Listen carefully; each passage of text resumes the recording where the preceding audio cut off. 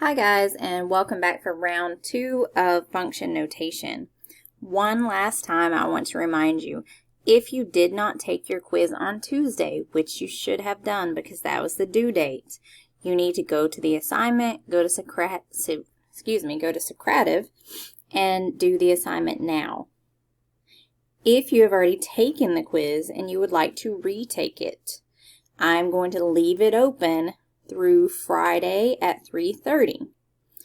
Once you feel like you are ready to take it again, just go back into Socrative and retake it. If you have any questions, send me a remind message or email me. Alright, so jumping back in to function notation. So when we left off yesterday, we had just begun talking about these types of problems. So if g of x equals negative 3x plus 1, find x when g of x equals negative 14. Remember that equals is the same as saying is. So this is saying g of x is negative 14. So everywhere I see a g of x, I'm going to put a negative 14. So instead of g of x, I'm going to put in negative 14 equals negative 3x plus 1. And then we're just going to solve. Normal two-step equation. So I need to isolate my x. So I need to remove the 1 by subtracting 1 on both sides. 1 and negative 1 makes 0, so it's gone. I have negative 3x equals negative 14 and negative 1 is negative 15. Divide by negative 3. The negative has to go with it. And I get x equals positive 5. If you have forgotten your integer rules for multiplication and division, I know this seems a little elementary, but this is something that's always helped my students. So if you have two positives, whether you're multiplying or dividing, positive times positive, positive divided by positive makes a positive. So think of positive as happy. And negative times a negative also makes us happy. Or a negative divided by a negative makes us happy. But a positive and a negative looks like this little guy got punched in the face. We're sad, so it's negative. All right, example 8. So continuing on. If f of x equals 225 over x, find x when f of x equals 15. So again, it's telling me f of x is 15. So everywhere I see f of x, I'm going to change it to 15. So we have 15 equals 225 divided by x. There's two ways you could look at this problem. You could look at it as saying 225 divided by some number equals 15. So 15 times what would give you 225. And you might be able to figure it out that way. Otherwise, if you're needing to show work, you would do it like this. We need to get rid of the x in the denominator. So to do that, we have to multiply on both sides by what's in the denominator. So x divided by x makes 1, so this goes away. And I have 225 left over here. X times 15 makes 15x. So I have 15x equals 225. And now divide. And x equals 225 divided by 15 is 15.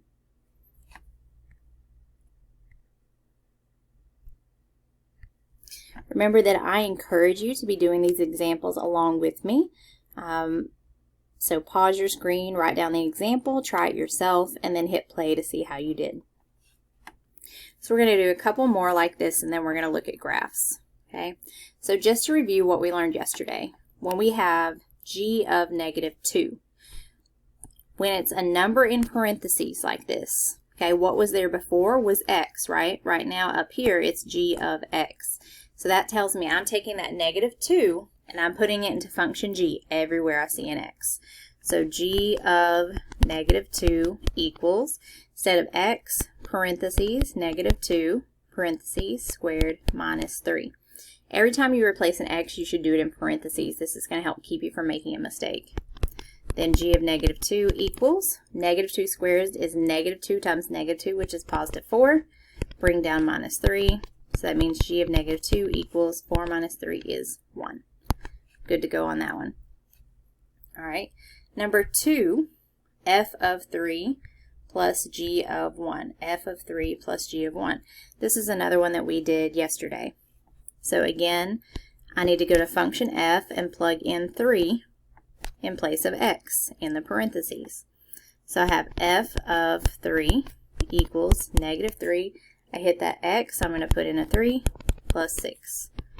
F of 3 equals negative 3 times 3 is negative 9 plus 6.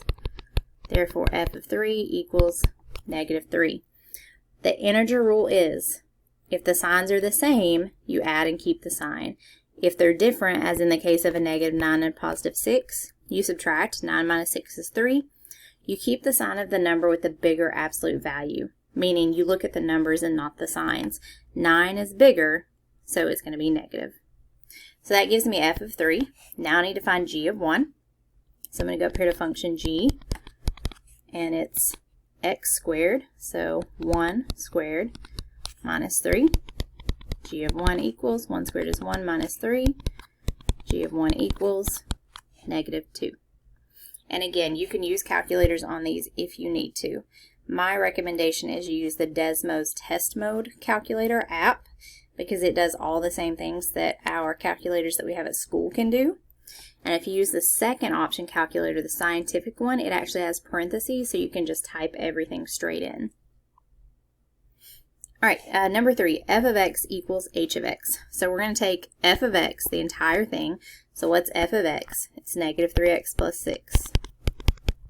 Next it says equals, so I'll put in equals. And then we need to take all of h of x, which is 12. And now we just solve. Subtract 6 on both sides, so I can get x by itself. 6 minus 6 is 0. So I have negative 3x equals 12 minus 6 is 6. Divide by 3. X is equal to negative 2. F of h of x, again, we work from the outside in on the ones like this, so I start with h of x, which is 12. So I basically have f of, and I'm going to replace h of x with what it is, 12. So now I'm just finding f of 12. So I'm going to use function f, so negative 3 times 12 plus 6. So f of 12 equals negative 3 times 12 is negative 36, add 6. And then signs are different, so I subtract. 36 minus 6 is 30. 36 is bigger, so it's negative 30. All right, last one like this, and we're going to look at graphs. All right, g of 2 times h of x. So I'm going to find g of 2 first. So function g, so 2 squared minus 3. 2 squared is 4 minus 3. So g of 2 equals 1. And then h of x is 12. So 1 times 12 equals 12. Okay. Don't forget what we did yesterday at the end of the day and at the beginning of today, where you might have find x when f of x equals 18.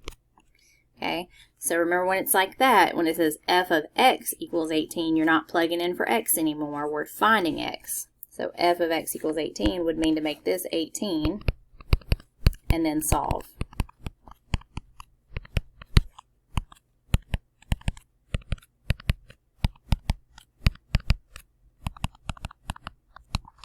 Okay, so remember the two differences. F of x equals a number, you replace the f of x. If it just says f of a number, then you plug in for x.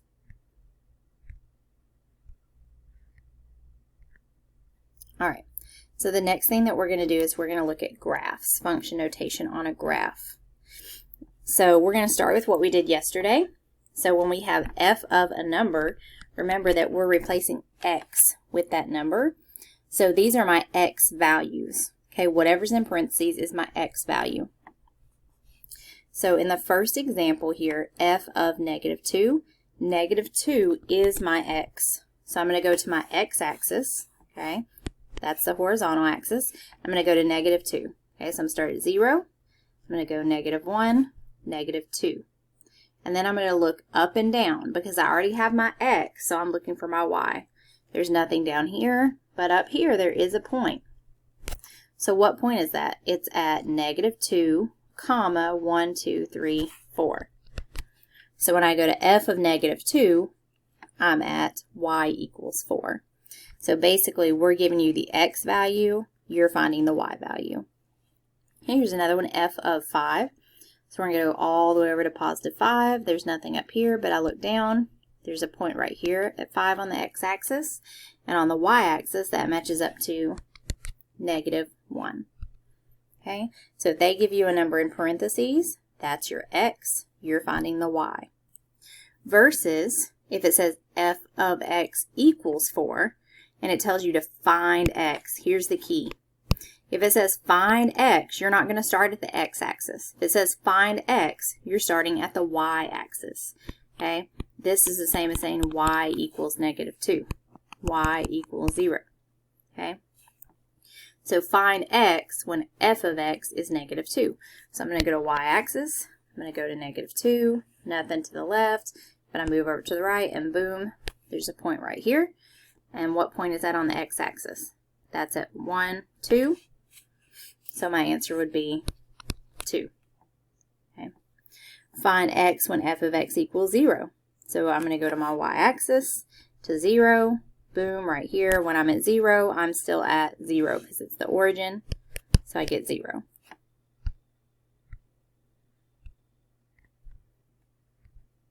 Okay, here's a couple more. So again, when it's a number in parentheses, that's your x. When it says find x, that means this is your y. So f of 5, so I'm going to go to the x-axis to 5, and then here's 5 on the x-axis, so I go up, there's my point, and on the y-axis that matches up to +3. Okay, f of 1, so I'm going to go to 1 on the x-axis, and whoops, 1 on the x-axis, and I'm going to come over. Sorry guys, technical difficulties. Let me get my eraser out. Okay, let's try that again. So I'm going to go to 1 on the x-axis, which is right here. And the point I'm touching is at 0. So I'm at 1, 0. So I have my x, I'm finding my y. For 7, I'm going to go over to 7 here, and then down, and that's at about -1.5. Okay, f of 8, so I'm going to go all the way over to 8, and right here is my point, which again is at 0. All right, now I need to quickly, before we run out of time on my 15-minute video here, do the y's. So find x when f of x equals 3. So I'm going to do the y-axis to 3. And I'm going to look over until I see a point, which is right here. That matches up to 5. When f of x equals 0. So I'm right here. And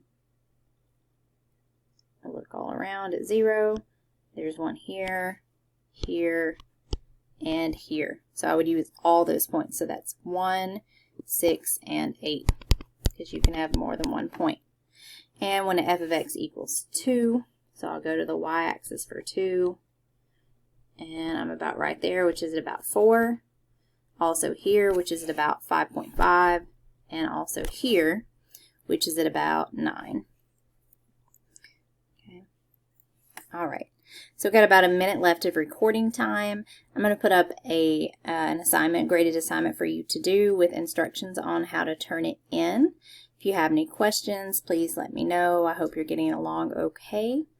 And, don't hesitate to reach out to me and let me know if you want to do a Zoom session. And I will see you guys soon.